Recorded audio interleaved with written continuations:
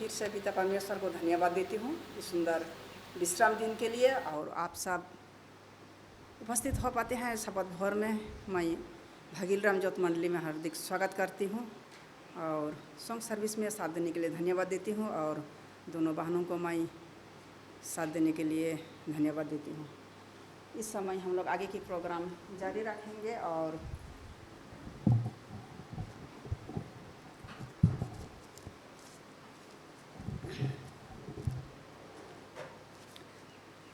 आज शब्बत भोर के लिए मैं यह वचन पढ़ना चाहूँगी और यह यूहन्ना 14 का जनमना पदस्थल है, फिर भी मैं पढ़ना चाहूँगी। यहाँ 1 से 4 तक मैं पढ़ूँगी। तुम्हारा मन व्याकुल ना हो, परमेश्वर पर विश्वास रखो और मुझ पर भी विश्वास रखो। मेरे पिता के घर में बहुत से रहने के स्थान है, यदि ना होते तो मैं तुमसे कह देता, क्योंकि मैं तुम्हारे लिए जगह तैयार करने जाता हूँ। यदि मैं जाकर तुम्हारे लिए जगह तैयार करूँ तो फिर आकर तुम्हें अपने यहाँ ले जाऊँगा कि जहाँ मैं रहूँ वहाँ तुम भी रहो। ईश्वर इस वचन पर आशीष देवे। और हम लोग इस समय सब कोई खड़े हो जाएंगे और इस सभा को शुरू करने के लिए शुरू करेंगे।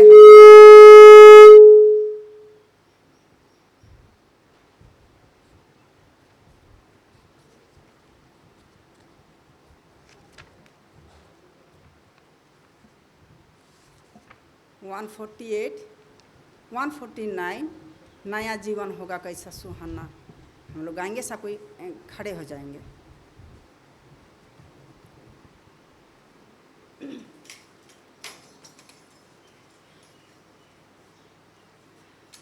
नया जीवन होगा कैसा सुहाना, जहाँ तुम रहोगे वहाँ मैं रहूँगा।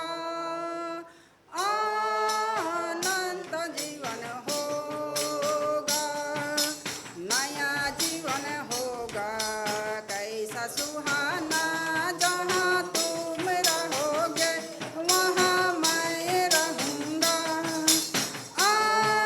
अनंत जीवन होगा।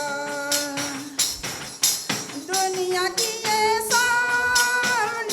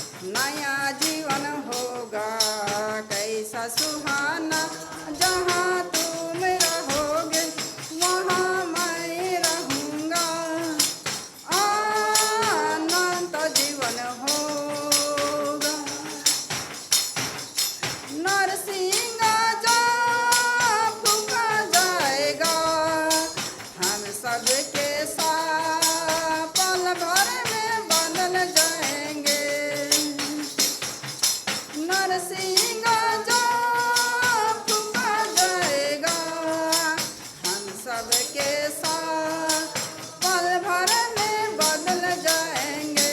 जहाँ तुम रहोगे वहाँ मैं रहूँगा। अनंत जीवन होगा, नया जीवन होगा, कैसा सुहाना। जहाँ तुम रहोगे वहाँ मैं रहूँगा। अनंत जीवन होगा। हम प्रार्थना करेंगे। महान दिन दयालु पिता परमेश्वर, हम फिर से हम लाखों धन्यवाद देते हैं सारे आशीषों के लिए। तूने अभी तक हमें भला चंगा रखा है और आज शब्द भोर में हम यहाँ उपस्थित हो पाते हैं। विशेषकर हम तेरे उपस्थिति चाहते हैं। आज हमारे जो भी प्रोग्राम है तेरे ओर से हो सके, जो भी हम सुने सीखे अपने मान हृदय में रखते हुए अपने दैनिक जीवन के लिए लाभदायक होने सके। और इसके बाद हम मिशन समाचार से सुनेंगे, सब स्कूल पाठ से सीखेंगे। सब में तेरे उपस्थिति हम चाहते हैं। दिन भर के अच्छे समय दिया कर, और जहीं कहीं से ही तेरे उपासनाएँ हो रही है वहाँ भी तेरे उपस्थिति हो, वहाँ भी तेरे आशीष हो। हम बीते दिनों में जो भी पाप गुनाह किए हैं हम क्षमा चाहते हैं। जो कोई हताश निराश दुख तकलीफ है उन सब के साथ हो, उन्हें भी ढाढ़स और शांति दे। और क्या प्रार्थना करें छोटे बिनती यीशु मसीह के नाम से चाहते हैं। दया कर सुन और स्वर में ग्रहण कर। आमीन। सब कोई बैठ जाएंगे। अभी मिशन समाचार का समय है। मैं मिसेस एलिस्ता सोल्ट को सामने आने के लिए अर्जी करती हूँ। मिशन समाचार पढ़ के सुनाएंगे।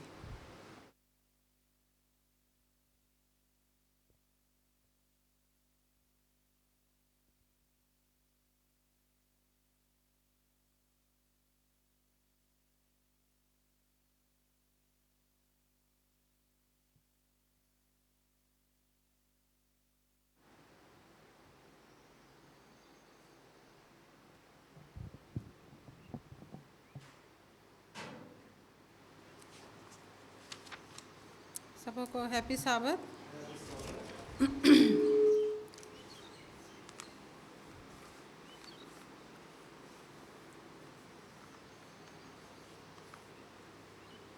आज का मिशन रिपोर्ट 5वां पाठ है और आज 3 मई है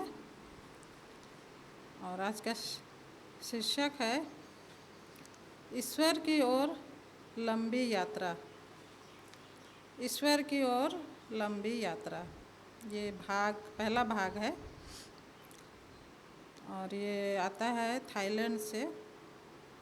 और जिसके विषय में है ये, उसका नाम है पांडा।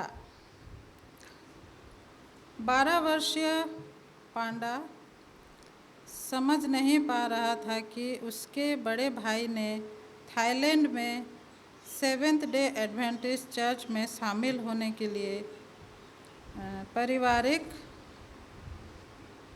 आस्था क्यों छोड़ दी थी। वो लोग मिशनरी नहीं थे और उसका जो बड़ा भाई था पांडा का, वो एडवेंटिस्ट में शामिल हो गया था। आप एडवेंटिस्ट क्यों बन गए हैं?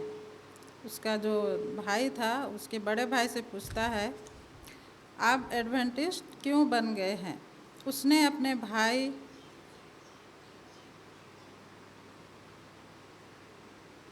उसका भैया का नाम था मोर्जा। मोर्जा से वो पूछता है कि आप एडवेंटिस्ट क्यों बने? मोर्जा ने उत्तर दिया, मेरे साथ रहो और तुम देखोगे। उसका बड़ा भाई छोटे भाई से कहता है, मेरे साथ रहो और तुम देखो। पांडा मोर्जा के साथ रहने लगा। लड़का अपने परिवार में सबसे छोटा था और वह वास्तव में जानना चाहता था कि मोर्जा एडवेंटिस्ट क्यों बन गया। जब पांडा 3 महीने का था तब मोरजा अपने पिता की मृत्यु के बाद सबसे बड़ा बच्चा और परिवार का अगुआ था।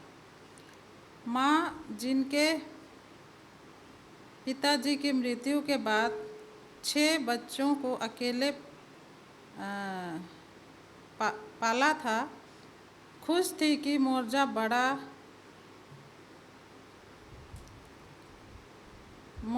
और पांडा की देखभाल में मदद कर रहा था।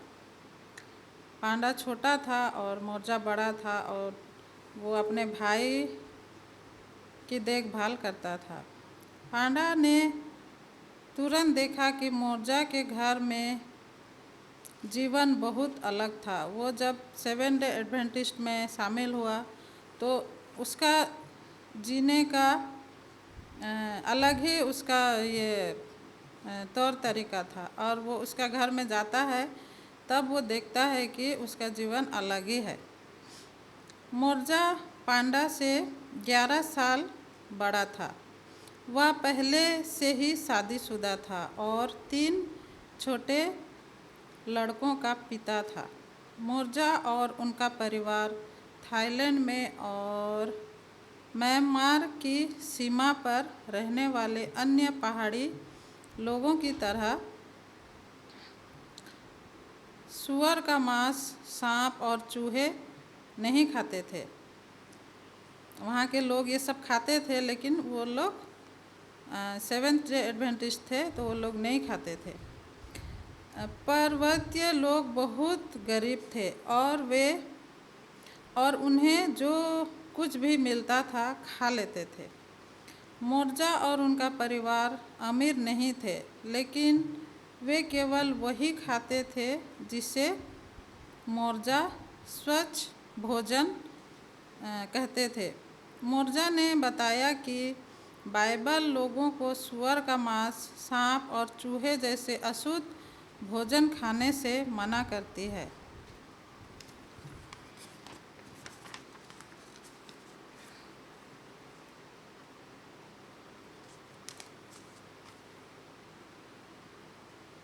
रविवार को पांडा ने अपने भाई के खेत में मदद की। जब मोरजा चावल के धान की जुताई के लिए उनका उपयोग नहीं कर रहा था, तब उसने जल भैंसों को देखा। उसने सोमवार, मंगलवार, बुधवार, गुरुवार और शुक्रवार को फिर से जल भैंसों को देखा। शनिवार की सुबह मोरजा ने पांडा को 5 बजे जगाया। बाहर अभी भी अंधेरा था।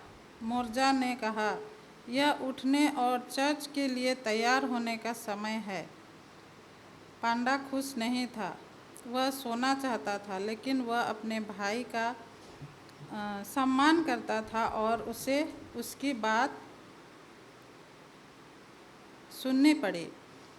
उसे यह भी याद आया कि वह जानना चाहता था कि मोरजा एडवेंटिस्ट क्यों बन गया था। शायद उसे चर्च में पता चल जाएगा। पांडा उठ गया और अपने भाई और परिवार के बाकी सदस्यों के साथ चावल और सब्जियों के साधारण नाश्ते के लिए शामिल हो गया। मोरजा की पत्नी ने शुक्रवार को खाना बनाया था। खाने के बाद पांडा, मोरजा और मोरजा की पत्नी उनके 3 बच्चों के साथ चर्च की लंबी सैर पर गए। उनके छोटे शहर में कोई एडवेंटिस्ट चर्च नहीं था और उन्हें दूसरे शहर के निकटतम चर्च तक 8 मील 13 किलोमीटर पैदल चलना पड़ता था। मोरजा ने एक छोटे बेटे को उठाया और उसे अपनी पीठ पर एक कपड़ा लपेटकर बांध लिया। मोरजा की पत्नी ने उसके दूसरे बेटे को भी अपने पीठ में ले लिया। पांडा अपने सबसे बड़े लड़के जो 6 वर्ष का था उसके साथ चलने लगा। 6 लोगों का परिवार 3 घंटे तक पैदल चला। वे पहाड़ी रास्तों पर चढ़े, वे चावल के खेतों में घूमते रहे। उन्होंने नदियों में नौकाएं भी चलाई। वे साबत स्कूल के समय पर एडवेंटिस्ट चर्च पहुँचे। पांडा को उपासना सेवा पसंद आई। एडवेंटिस्ट पादरी की 3 बेटियां थीं जो लगभग उसी की उम्र की थी।